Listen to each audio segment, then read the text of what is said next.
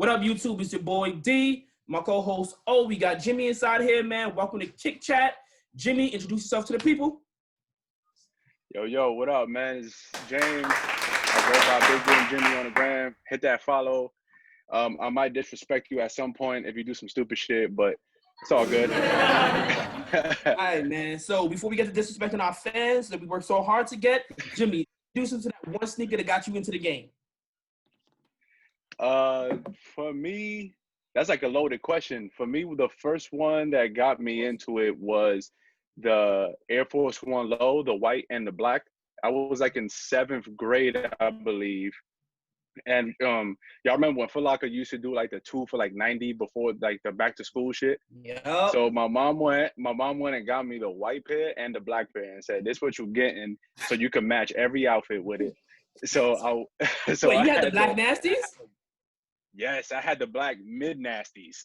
Oh, I had the white lows and the black mid nasties, and then after that, having to like put the outfits together with those shoes, it made me want to get like more Air Forces in different colors because they already look good with other stuff. And then there was another shoe too because it was around the same time. It was the first LeBron, the Zoom Generation. Okay. Because when that joint came out, one of my classmates, he had them, and I wasn't able to get them joints, so I was tight. I couldn't get them joints at all because I already got my 2 pairs that was allotted for the whole year, so I couldn't get a 3rd pair. So I was tight that he got them joints, but I was later on when they restocked, when they retroed in 2017, I ended up getting a pair. But that shoe right there, like I was like, oh shit, I want to get that. Like those shoes is fire. Listen, I respect it when the shoe that really got you into the culture was a shoe you didn't really get. Like, listen, I remember them telling me I had the Magnetos and everybody had the Wolverines, man. That's what really right, so let's get into our new segment where it says Drip That Kick. So the kick we're working with today is the Travis Scott Airmax 270, which is a hate it or love it type shoe. But I just figure if any one of our fans are going to get this shoe, anybody watching the show, I want them to know how they can dress it. So we all came up with our outfits. Jimmy, yours first. All right. So for me, I did the Yankee hat because you got the Yankee fitted on with everything. I had to throw on the Yankee fitted with the World Series patch when they beat the Mets. I don't mean to interrupt you, but is this even for somebody that's not from New York? What happened? Everybody. Is a Yankee fitted even for somebody that's not from New York? Yeah, man. I feel like the Yankee fitted. I feel like the Yankee fitted is the only fitted that you could wear in another state and it'll be fine. I think it's the only one. Like you could go anywhere other than Massachusetts. You can't go to Massachusetts with a fucking Yankee. I messed up and did that once. Once. Yeah, you see, you were trying to get assassinated. That's what you was doing. And I took the train. Oh, you bugging for real. My bad. Get back to your fit, bro. So I have the Yankee fitted. I got the Pierre Moss white tee. Supporting black business. Pierre, Kirby, he from Brooklyn, so gotta support him. Then I got the Stone Island shorts, just regular Stone Island cargo shorts with the Travis Scott 270s and some regular white socks, some regular plain white socks. Got it. Straight ahead. I guess it's on me. So what I did, how I dressed it up. Upperclassman forever. Look, you see it, little you. Support my own brand. I mean, if you don't do it, nobody's gonna do it. So I got a green pinstripe upperclassman snapback, followed with a black based colorful upperclassman hoodie. Then I got some regular tan cargo shorts, and I got the 270s with some black Nike athletic socks. Something simple. Got to keep it simplistic because the shoe itself is like a shoe that has a bunch of things. It has a lot. Hell yeah! Especially if you start to use it. If you use the stencil and you stencil in that Nike check, you'll have a lot going on with it. So you got to keep it simplistic.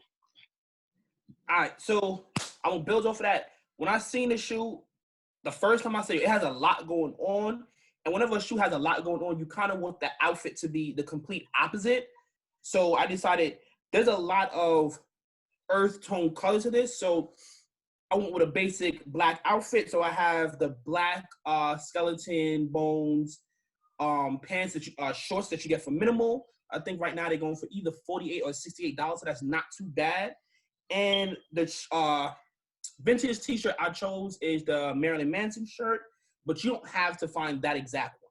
I would suggest that you actually find a vintage type t-shirt of some kind to stick to that distressed, dingy type look so that it doesn't look like you're blended in too much with the kicks.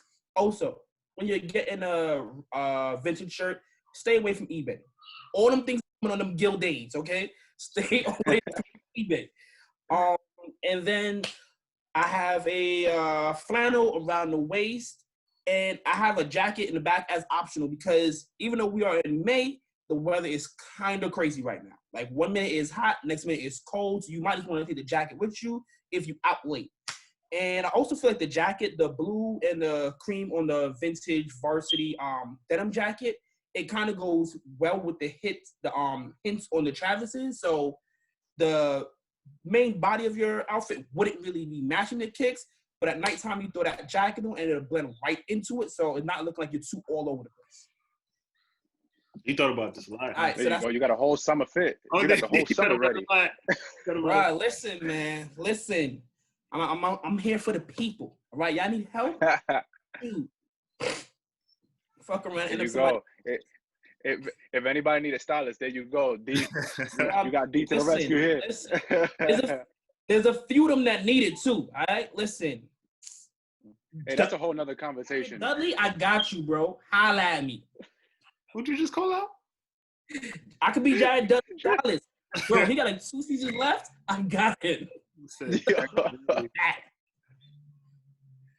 All right, so let's move into our third topic, and that is, how do you feel about the celebrity sneakerhead?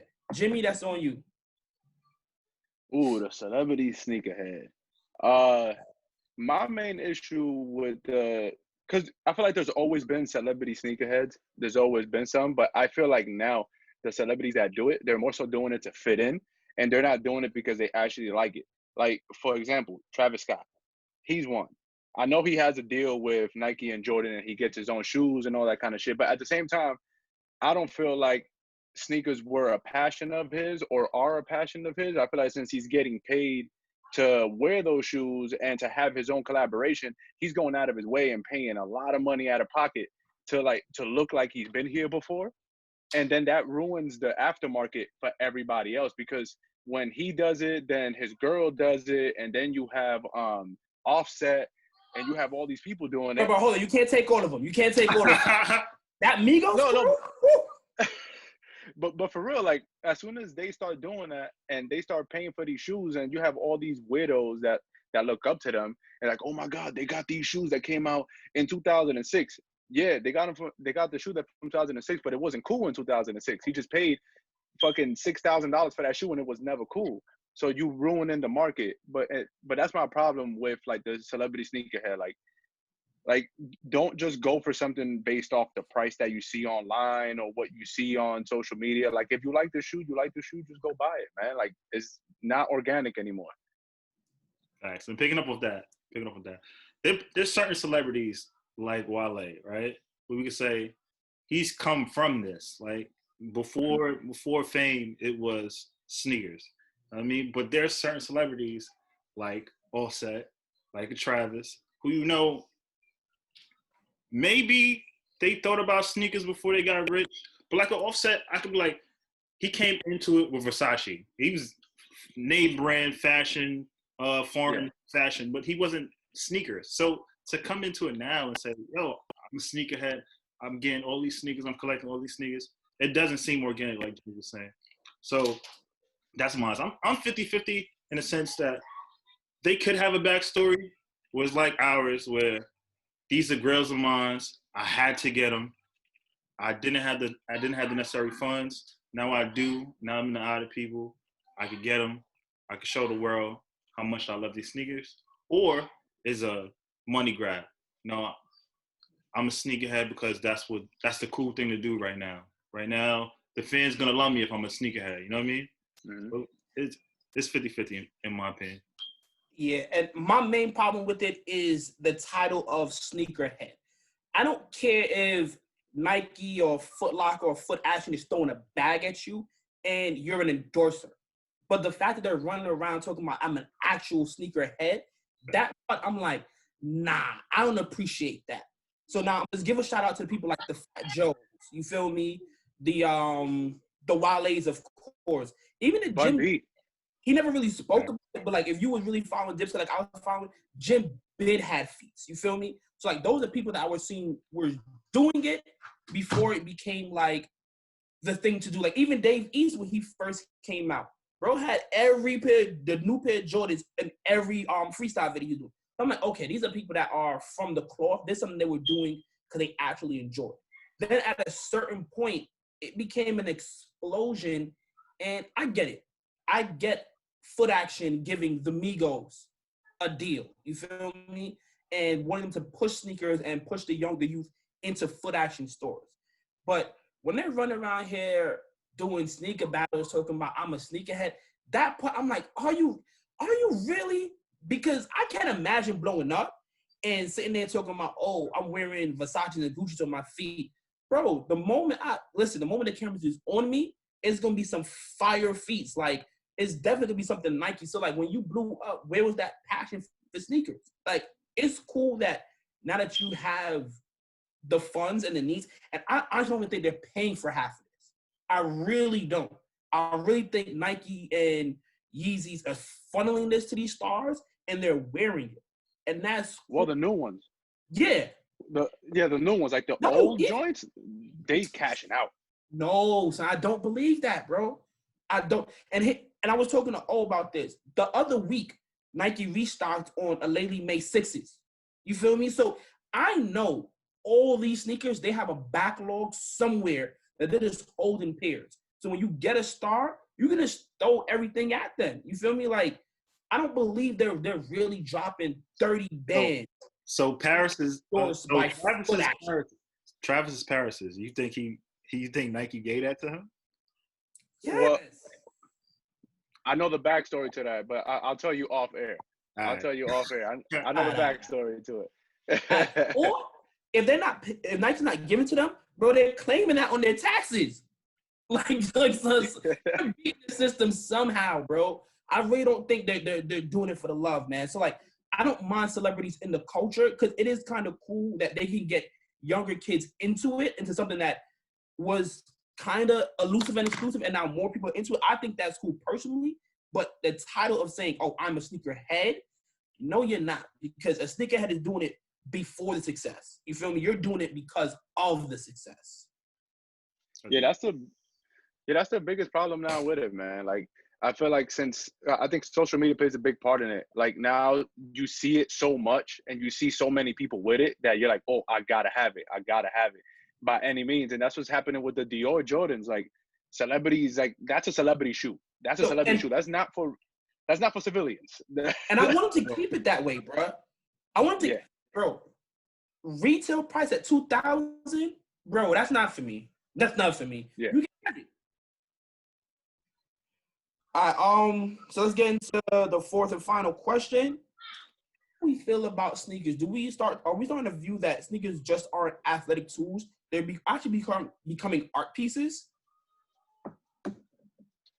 I guess, yeah, because it's more of an investment now than it was a wearable piece now.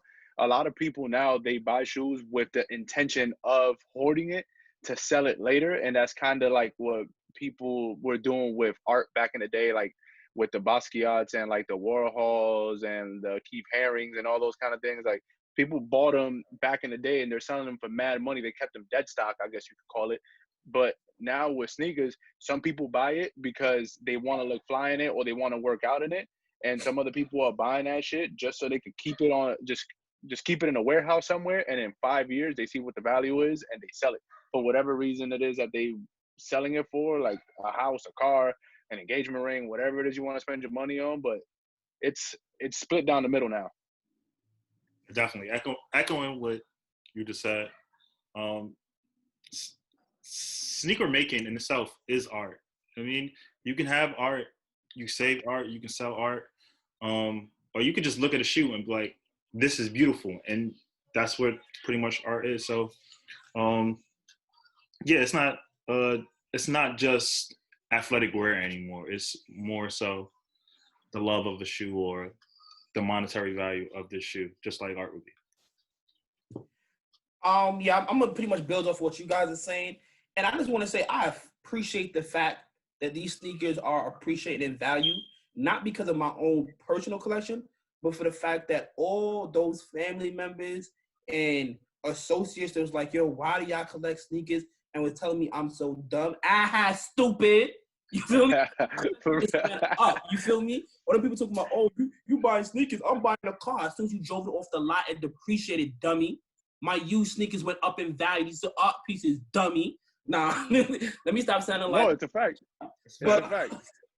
But no, like these legit are art pieces from the originals of, let's say, things that Tinker developed. You feel me? Like those are the original canvases, to the fact that they're doing collaborations now and they're revamping these original pieces and they're being saved kind of like art pieces. Like these just aren't sneakers no more. Like for the fact that they're appreciating in value.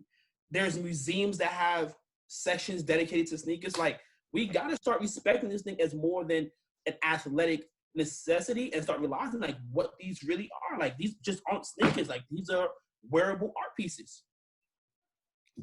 I mean, it took long enough for it to get to this point because, like, for when y'all mentioned Tinker, like, what he was doing was actual art. Like, he was taking inspiration from cars and from animals and fucking building structures and shit. Like, he was an architect and he designed sneakers. So, like, it was only a matter of time before it got to this point that it's like, it's wearable art. Thanks. Like, but oh, honestly, bro, I don't think enough respect is on that man's name. Like, if we want to say this is wearable art, like, yo, like, who painted the Mona Lisa? No one. Whoever that dude is, Tinker is the sneaker version of him. Like, bro, from Jordan's 3 up to the Airmax 1s, like, that's all that, like, one man did all of those, bro. Like, listen. Shit, he did the Hirachi too, man. Like, that's what, listen. The Bo Jackson. That man has put, listen, honestly, Nike doesn't need to give him, don't even pay him. Just give him part of the company. Like, listen. Jeez. That man is a beast, man. But before we get out of here, let's tell the good people we have on our feet, man. Jim, let's start with you. Let's see what I got over here. Today I went with the Armani Air Force One from last year. Those are good. I got number 1464 out of 5,269. Like, this shit is a very well made shoe. This is, man. Like, just like all the attention to detail, the different materials and like panelings and all that shit they did on it. It was dope. I like it. It's one of my favorite Air Forces. All right, man. We talk about wearable art, man. On my feet today, I got the Travises, the lows, man. There you go. Reverse swoosh. Earth tone. Got them. Or some pink. Those are a good pair, man. People like the highs, and I get why you like the highs. Are fly too. I have both, but to me personally, I enjoy wearing the lows more. Like, hey man, after I saw the lows in person, I like them way more. I didn't like them at first. No, I'll be honest, I would have never bought the lows off of images. I just happened to hit it. You feel me? And I was like, oh, I'm flipping these. But when I got them, I was like, yo, in hand, they kind of look good. And yeah, they're nice. The two, I rock the lows more. But did you see how he humbly flexed though? I got both, but I like the bro. First of all, I got both. Yo, dude, if you ever walk out the crib with one high and one low, this is over. Like, bro, if I walk out the crib with one high, one low, I need to send me back. Like, please don't ever leave stuff like that. All right, but it's gonna go real humble because I see you guys really stepped it up today. Like, honestly, I'm gonna make me start digging in my bag. I'm just coming here with the shattered backboard ones, the originals. Real humble. Real humble. Nothing crazy. Kind of like when they started putting sale in all the ones. Just a humble brag. This the first Jordan 1 that really made all these sneaker YouTubers leather experts. Because after this, everybody's talking about the leather. I'm like, dude, what do we know about leather? Like, seriously?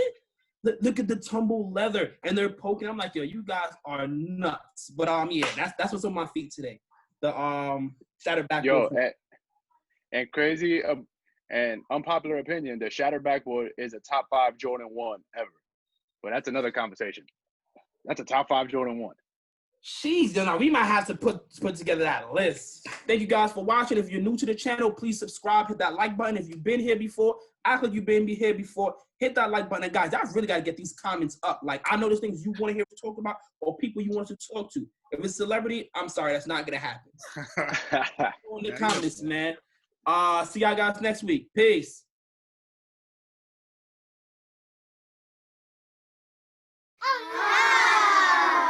Everybody's gonna name their top 5 one in random order, no specific order. What I want you guys to do is you tell us out of the ones that we selected, which one you guys think is the number 1 Jordan 1 to you.